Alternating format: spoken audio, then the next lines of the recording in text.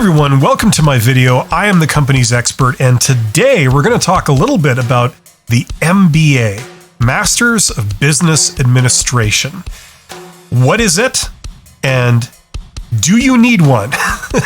Is it useful, or is it a complete waste of time? This is something that people on social networking platforms like LinkedIn never stop debating.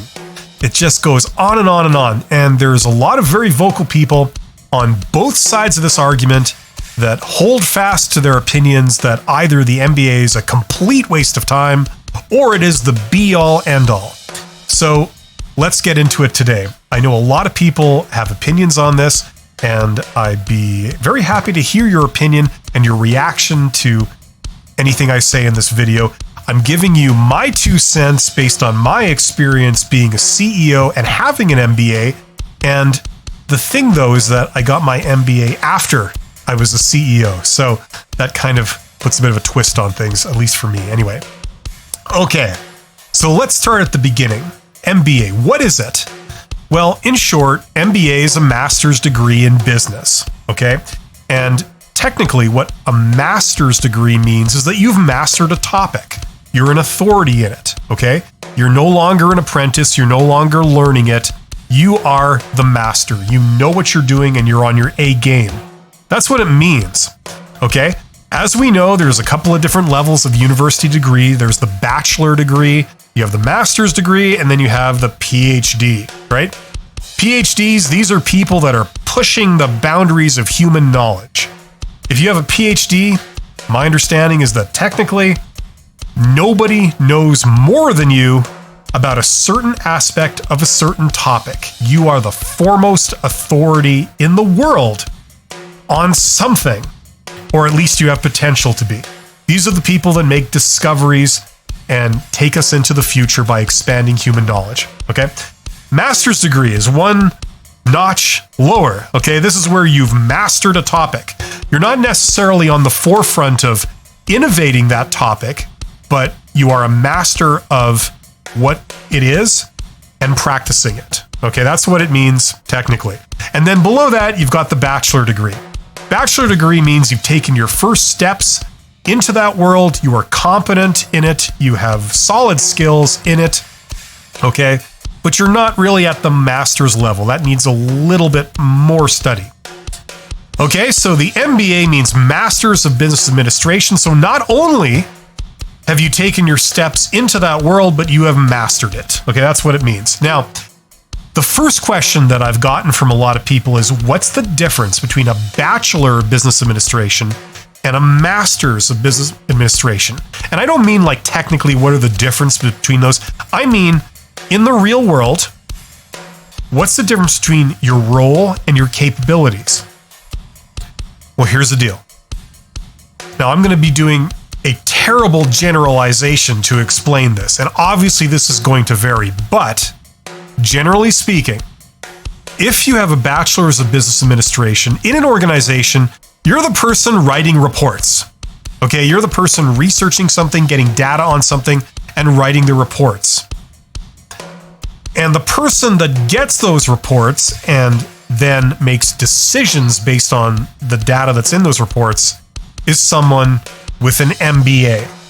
Okay, so that's kind of the delineation between the person with a Bachelor of Business or a Bachelor of Commerce, as it's sometimes called, and an MBA. Okay, I know there's going to be variations on that. Yes, that's a generalization, but essentially that's kind of really what the roles are and a good understanding of what your capabilities are if you have these degrees. Okay, so that's kind of the first thing that people ask. Now, I guess we have to talk about what you learn in an MBA. And MBAs are interesting because in order to get a master's in business, you would think that you would need a bachelor's in business first, but that's actually not the case. You can come in from almost any other field of study if you have a bachelor degree, and then go into the master's degree for business administration, for learning business. Okay, so it's a bit unique in that way. What you take at an MBA level, it does vary a bit, but generally speaking, you're going to take courses in economics, okay? Very important. That's a very high-level business course. Organizational behavior. This is something where you learn about people, about groups of people and how they behave, how they think, how to influence them. It talks about power and authority. It's actually a tremendously interesting topic. It helps understand some of the weirdness that we see in organizations that kind of doesn't make sense on the surface of it. But if you learn organizational behavior, a lot of that stuff starts making sense. And you can predict it, and you can even control it. That's a very interesting topic. You're going to learn about accounting, okay? Very big area, accounting. In order to manage money, accounting's pretty much something you need. You're also going to learn about finance, okay? Finance is different from accounting. A lot of people don't realize that. I did a video a long time ago called Accounting and Finance, What's the Difference? And bottom line is accounting, it talks about money in the past, and finance talks about money in the future, right? So if you want to know what happened, did we make a profit? That's accounting. If you want to know what should we do, what should we invest in, should we buy this or not, should we do this or do that, that's finance. Okay, so very important stuff there. HR, another huge area. You learn about HR, human resources. Okay, very interesting topic. I do a lot of teaching in universities on human resources. Huge topic. It's kind of very hard to summarize right now, but anything to do with people, really. Procuring employees, hiring people, training them, doing things like compensation, doing things like benefits administration, stuff like that. That's all HR. Marketing. Marketing, in my opinion, the most important area of business.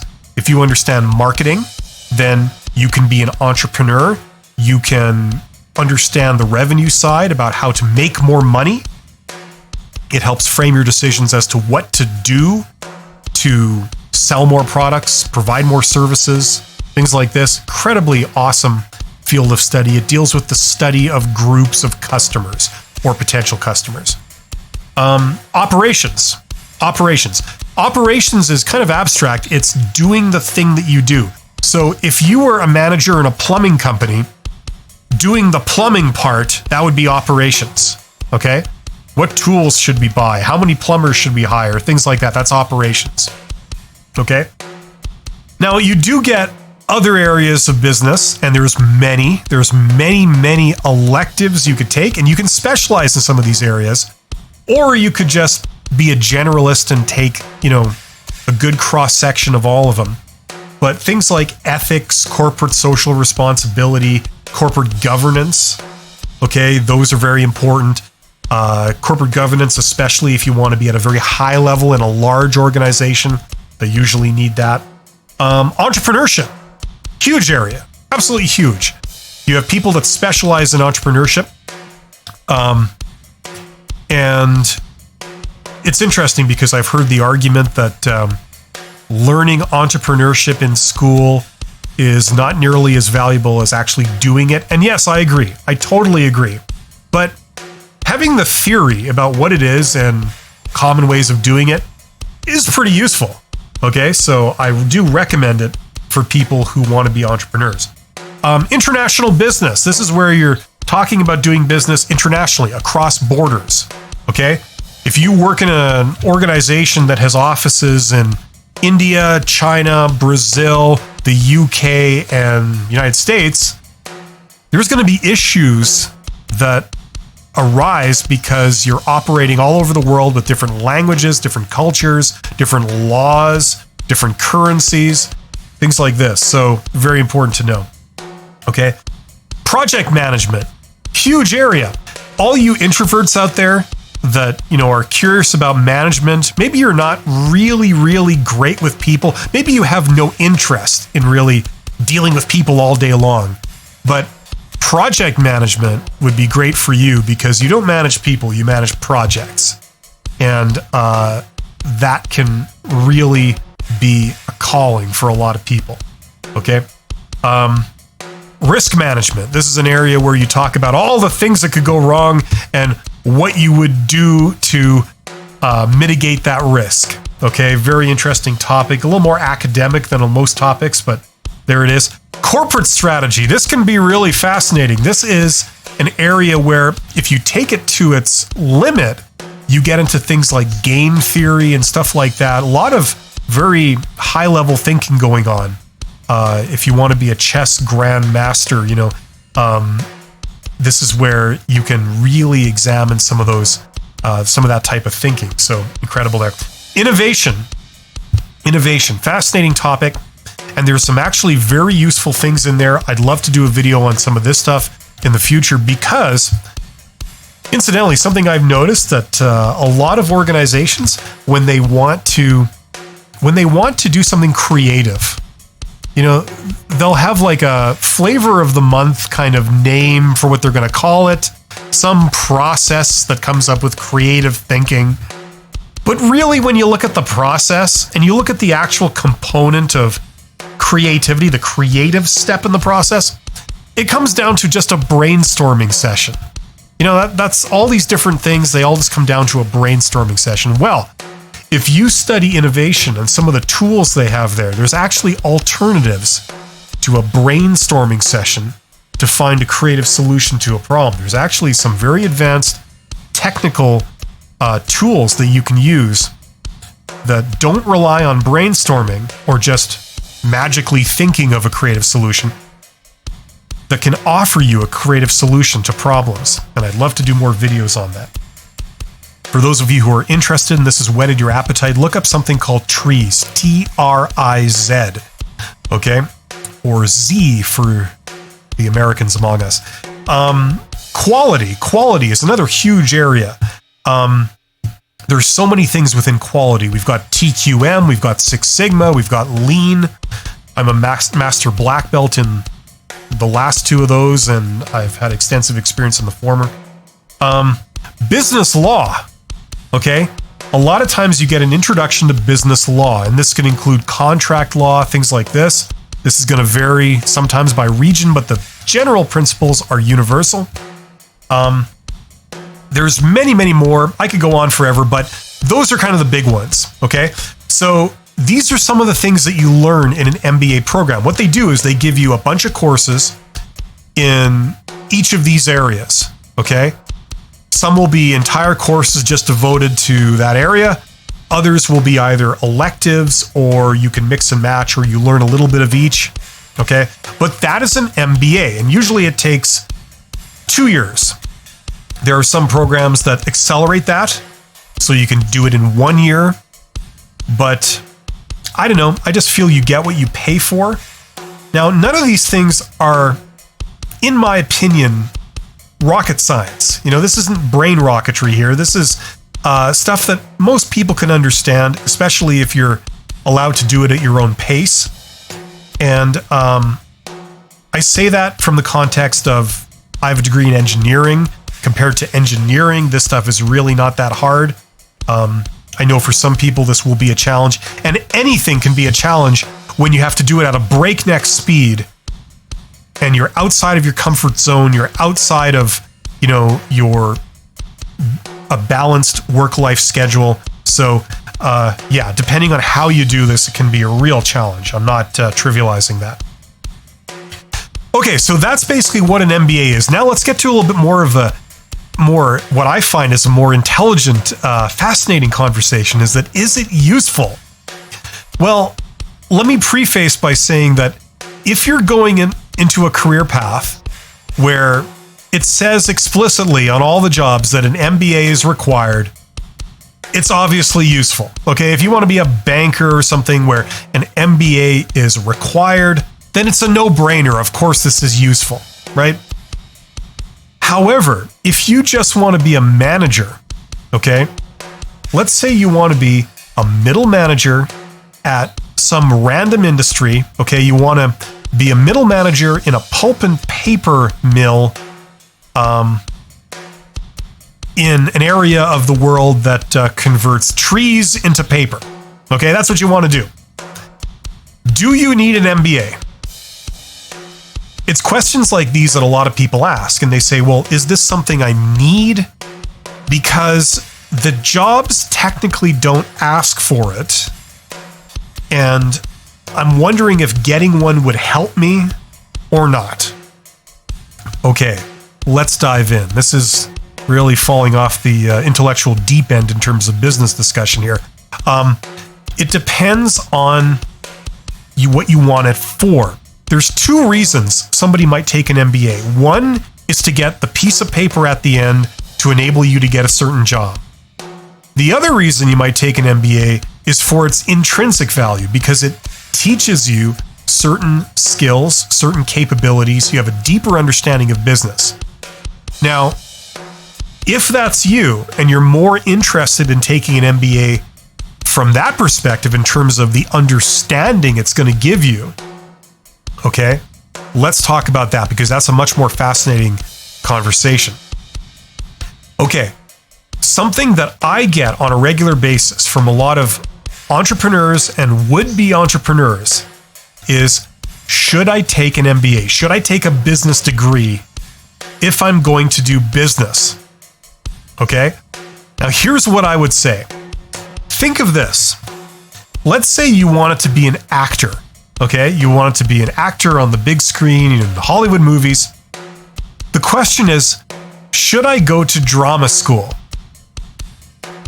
Now, obviously you're going to get people on both sides of this. Okay, you're going to get people who quite rightly point out that some acting superstars, some celebrity actors, never went to drama school. They just fell into it, and because of their natural ability and possibly a little bit of luck, they hit it big.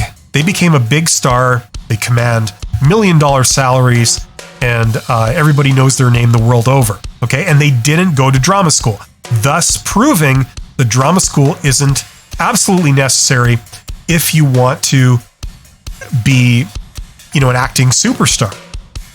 Okay, now in the same way, people have quite rightly shown that a lot of successful business people, okay, including entrepreneurs, have succeeded and become millionaires, billionaires without actually going to business school and without certainly getting an MBA. That's true. If you look at a lot of CEOs, especially CEOs of Fortune 500 companies that everybody loves to look at for some reason, when you look at the portion of CEOs that have MBAs, people point this out. They say, well, it appears that an MBA is not essential to succeeding in business. That is true. Okay, I will grant you that. However, what I would put to you, and this is based on my experience with myself and working with others, is that if you want to go into business, like you are serious about business, you want to start your own company, you want to run your own company, you want to run your own self-contained business operation, okay, like a business unit, I would highly recommend getting an MBA.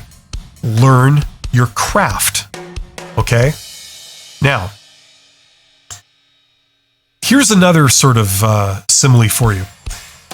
Imagine you want to learn to drive. You want to drive a car, okay? You're 15, 16, 17, 18, whatever year it is that you want to start driving, okay? Let's pretend there are no laws that say you need a driver's license to drive a car, okay? Now, the MBA is the equivalent of not the driving test, but the written part of your driver training, okay? Where you have to usually write a written test that tests you on traffic laws and, safety things and what street signs mean and, stuff like that. It's not actually seeing your ability to control an automobile. It's knowing the laws of how to drive and stuff like that. The question is that necessary to drive a car? Because that, in my opinion, is the equivalent of an MBA for business, okay? Now, a lot of people would say, yes, you should know traffic laws, you should know what street signs mean to drive on the roads, right? The chance of a mishap will go down if you understand traffic laws and you understand street signs, right? But technically, if you just want to drive a car, do you need the written part of the driver's test?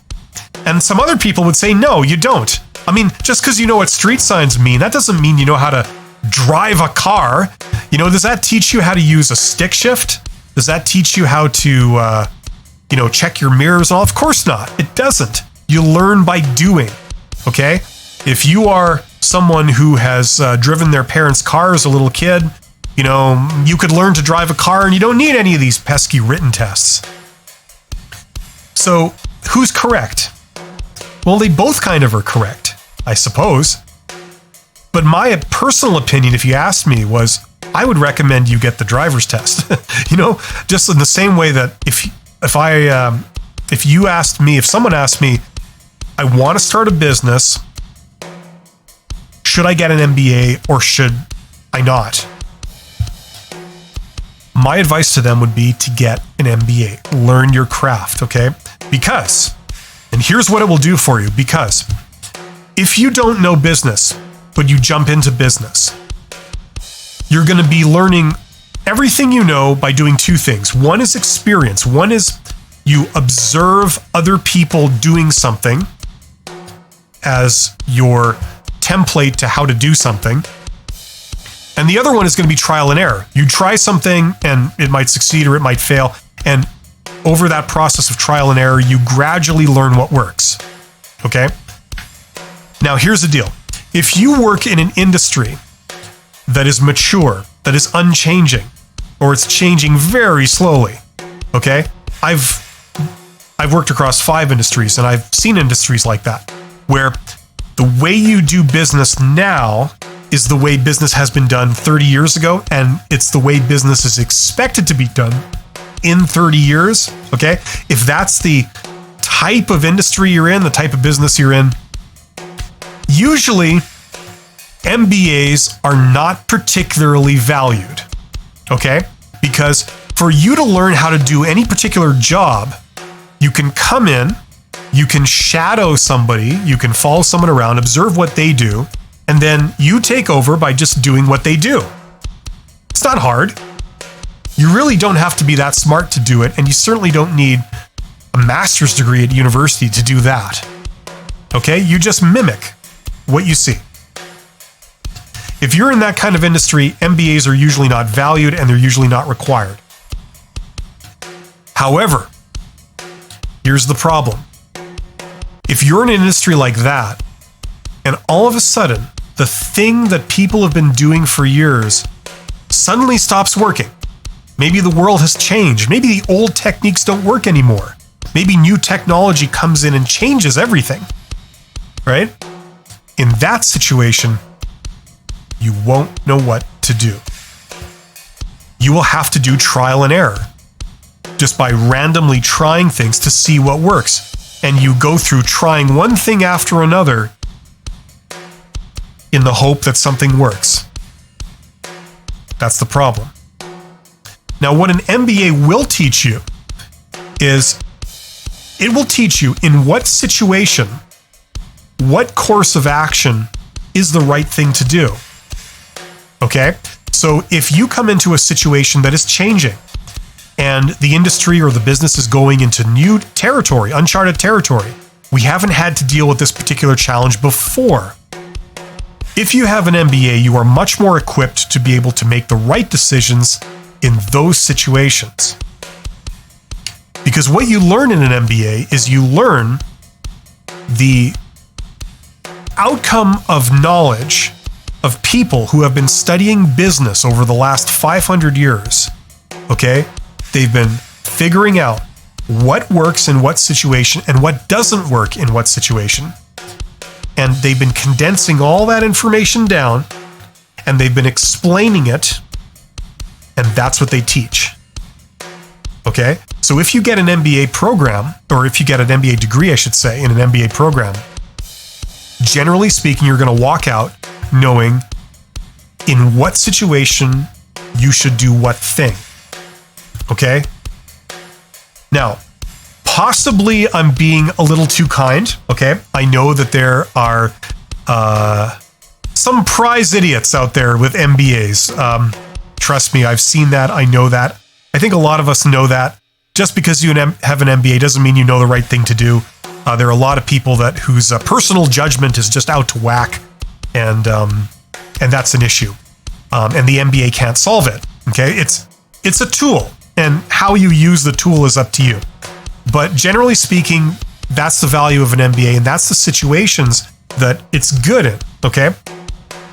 In the same way that if we go back to our acting comparison, if you are an actor who has been to drama school, you are classically trained in acting. That, generally speaking, tends to make you much more versatile, much more capable. Okay. Now, you could put forth the argument that, okay, maybe might cramp originality, perhaps. Maybe that's true. I'm not saying it's not. I could see that being true in some situations, but I don't think it does for everyone. Just because you've learned something in school doesn't necessarily mean you're incapable of creative thinking. Okay. If you're not a creative person to begin with, I don't think it's going to make a difference. And I think if you're a creative person to begin with, I don't think it's going to necessarily stifle your creativity and beat it out of you. It may for some people, but I don't think it will for most people. That's just my opinion. Okay. So I would say that if you're an actor, drama school is probably a good idea.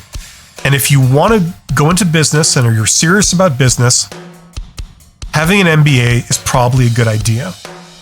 I could say from personal experience that having an MBA has really helped me make better decisions, where I've come to the right course of action a lot quicker than I did before I had my MBA, where I didn't really understand some of the principles at play, and it was expensive, making costly mistakes. Okay, so that's what I would say. Now, I've heard it put forward that the MBA teaches outdated information. And I'm not saying, it's very hard to generalize and say it's completely true in all cases or completely not true in all cases. But generally speaking, there are some things that are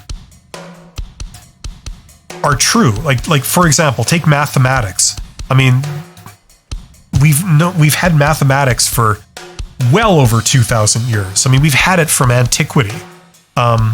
Just because we teach it today, it doesn't mean that learning that math is outdated. It's still just as applicable today as it was 2,000 years ago. I mean, knowing your times tables, knowing, linear algebra, knowing calculus, I mean, that stuff is true and it applies universally. Just because some things like calculus have been around for 300 years or whatever, doesn't mean that it's outdated and it's not worth knowing. Same thing with business. A lot of business lessons are things that are timeless, that have stood the test of time. So I just want to say that. Now, the argument has been put forward that they don't teach you the very latest tools or the very latest techniques. Okay, probably guilty as charged there. Depending on what program you're in, you may not get the absolute latest tools. You may have to get out of school and into the real world to be exposed to the latest tools, I grant you. But yeah, I think depending on what you're trying to do, yes. Some tools can be, you go out into the real world and you're using tools and techniques that are 6 months old. And yeah, there's no way they could have taught you that in school. It's just moving at too fast a pace. But I don't think that's a reason to say that the MBA is worthless. Now, here's a big recommendation I would have. There is an alternative to getting an MBA. Okay, if you want the MBA to have the qualification to be able to say I have an accredited MBA so I can get a job because it requires an MBA, then obviously there's no real getting out of going to school and getting an MBA. There are some cheaper programs than others. Okay, the price varies widely, and you can take MBAs that are done in a year. You can take MBAs that are done entirely online. There's all kinds of variations, and I'm talking about accredited ones too. Okay, so there's options out there. However, if you are someone that doesn't really care too much about having the qualification, but you want the knowledge, okay? There are some interesting alternatives to get that. Now, something I would recommend, and I've recommended this in a couple of videos already, would be to simply get the textbooks and read them. Instead of costing you thousands of dollars to take an MBA program, and instead of, going to school full time for a year or two, I would highly recommend that if you just want the knowledge and the capabilities, buy the books. You can get all the textbooks on things like Amazon and other online stores. You can order the books. Sometimes you can even order books that are 1 or 2 editions old. So, maybe they're using the 13th edition in school right now this year, but you can get the 11th edition online for $5. Do that. And then you read them at your convenience. And if you are an entrepreneur or an aspiring entrepreneur, I really don't see any excuse why someone would say, no, I'm not going to do that.